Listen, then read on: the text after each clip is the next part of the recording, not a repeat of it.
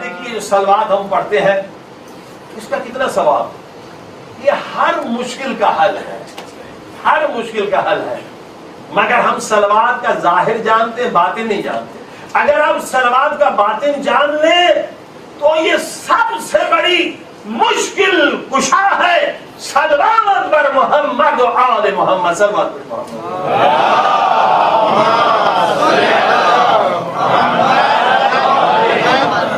اسے معمولی نہ سمجھیں، خدا بھی یہ صلوات پڑھتا تھا، ان اللہ و ملائکتہ یصلون علی النبی یا ایھا الذین آمنوا صلوا علیہ وسلموا تسلیما۔ یہ تسلیم کو سمجھے، تسلیم، تسلیم کیا ہے؟ صلوات کا عظمت، سبحان اللہ، صلوات کے فضائل آپ سنیں گے عقل حیران ہو جائے۔ حضرت موسیٰ کے زمانے میں جب فرعون بچوں کو مارتا تھا تو حضرت موسیٰ نے حکم دیا، یا اس زمانے کے جو اولیاء خدا نے حکم دیا کہ اپنے بچوں کو غاروں میں چھوڑ کے آؤ۔ غاروں میں تو پھر کھائیں گے کیا؟ حیوان انہیں کھا جائیں گے۔ کہا نہیں، اتنے 1000 مرتبہ صلوات پڑھو محمد و آل محمد پہ، تمہارے بچوں کی حفاظت ہوگی اور خدا خود انہیں غذا دے گا۔ بتائیے، یہ صلوات کا معاملہ۔ اور خود عربستان میں یہودی تھے، ان پر مشرکوں نے حملہ کیا۔ یہودیوں کی تعداد بہت مختصر، انہوں نے چاروں طرف ان کے گاؤں کو گھیرے میں لے لی۔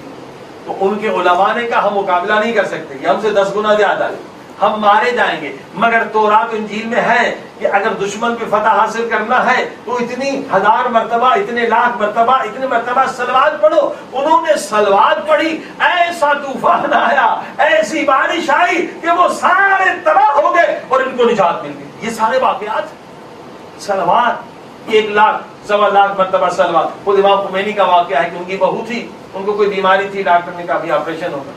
امام خمینی نے ڈاکٹر سے کہا مجھے 1 دن کی مہلت دو۔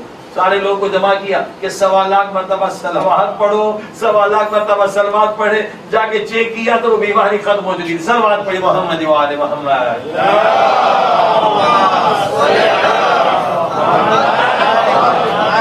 صلوات ہر مشکل کے لیے مشکل کشا ہے، مگر ہم باطن کو سمجھیں۔ صلوات کا باطن نہیں سمجھیں گے تو ثواب ملے گا مگر وہ چیز نہیں ملے گی جو آپ چاہیں گے۔ کسی کے رزق میں تنگی ہے، صلوات پڑھے۔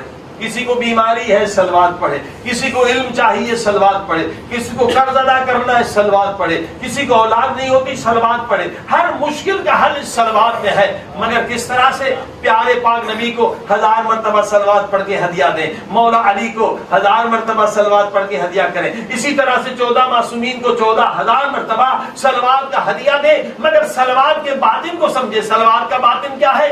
امام جعفر صادق علیہ الصلوۃ والسلام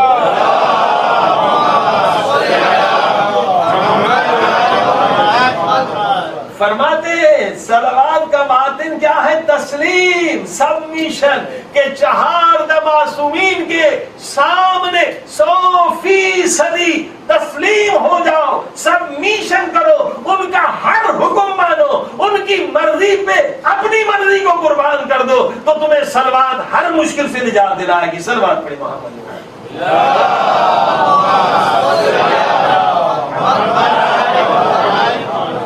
صلوات تسلیم، آخر میں تسلیم یعنی سبمیشن، آخر میں یہ تسلیم یعنی صلوات کا فائدہ تب ہوگا جب 100% آپ اہل بیت کی اطاعت کریں، اہل بیت کی بات مانیں۔ اب سلمان فارسی کا مقام کیوں بلند ہے؟ اللہ اکبر۔ کسی نے مولا سے پوچھا کیوں کہا گیا سلمان من اہل البیت، سلمان ہم اہل بیت میں سے ہیں؟ تو امام نے فرمایا، امام جعفر صادق علیہ السلام نے صلوات پڑھی